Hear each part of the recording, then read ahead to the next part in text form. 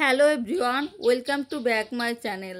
মাত্র 3টি উপকরণে বাড়িতে তৈরি করে নিন মুসমুসে রসালো খাস্তা তালের গজা। এইভাবে একবার পাকা তালের গজা বানিয়ে দেখুন, কত সুন্দর গজা তৈরি হবে। বিশ্বাসই হবে না পাকা তাল দিয়েও এত সুন্দর গজা বানিয়ে নেওয়া যায়। কথা দিচ্ছি, এই গজা খাবার পর অন্য গজা খেতে ইচ্ছা করবে না।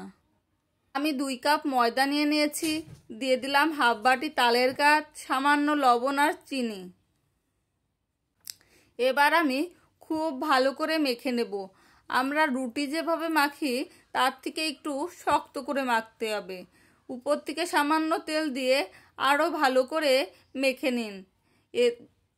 ময়দার ডোটা যত মাখা ভালো হবে, গজা তত ক্রিস্পি হবে আর খেতেও রসালো মুচমুচে হবে। এবার আমি 2টো রুটি বেলে নেব। খুব ভালো করে আমি এপিট ওপিট করে সমানভাবে বেলে নেব। রুটি থেকে একটু মোটা রাখতে হবে। এবার ময়দা আর সামান্য জল দিয়ে গুলিয়ে সাথে দিয়ে দিলাম একটু ঘি, ভালো করে মিশিয়ে নেব। এবার একটা রুটির উপরে এই মিশ্রণটা চারিদিকে উপর থেকে এবার দিয়ে দেব আরেকটি রুটি। তালের এই খাস্তা গজা খেতে ভীষণ মজার হয়। যদি বানিয়ে না থাকেন, তালের এই সিজনে একবার হলে বানিয়ে খেয়ে দেখবেন, খেতে বেশ ভালো লাগে।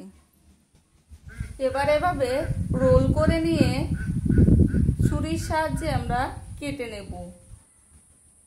খুব বেশি মোটা করেও কাটা যাবে না, আবার খুব বেশি পাতলা করেও কাটা যাবে না। ঠিক এইভাবে কেটে নেবেন। এই তো আমার সবগুলো কাটা হয়ে গেছে। দেখুন কত সুন্দর ভাঁজ তৈরি হয়েছে, দেখতেও অনেক সুন্দর লাগছে। এবার কড়াইতে তেল দিয়ে দিলাম। তেলটা হালকা গরম হয়ে আসলে দিয়ে দিলাম গজাগুলো। উল্টে পাল্টে হালকা আছে খুব সুন্দরভাবে ভেজে নিতে হবে, যতক্ষণ না একটা গাঢ় কালার আসে।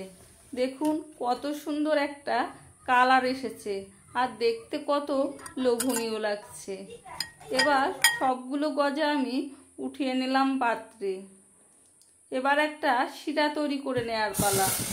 এখানে চিনি দিয়ে আর একটু জল দিয়ে গাঢ় একটা শিরা তৈরি করতে হবে।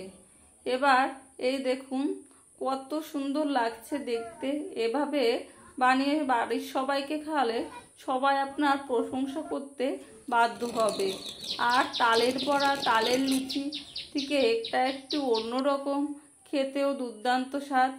একবার হলেও এই নতুন রেসিপিটা ট্রাই করে দেখবেন, খেতে বেশ ভালো লাগে। তালের গজাটা অনেক মুখরোচক।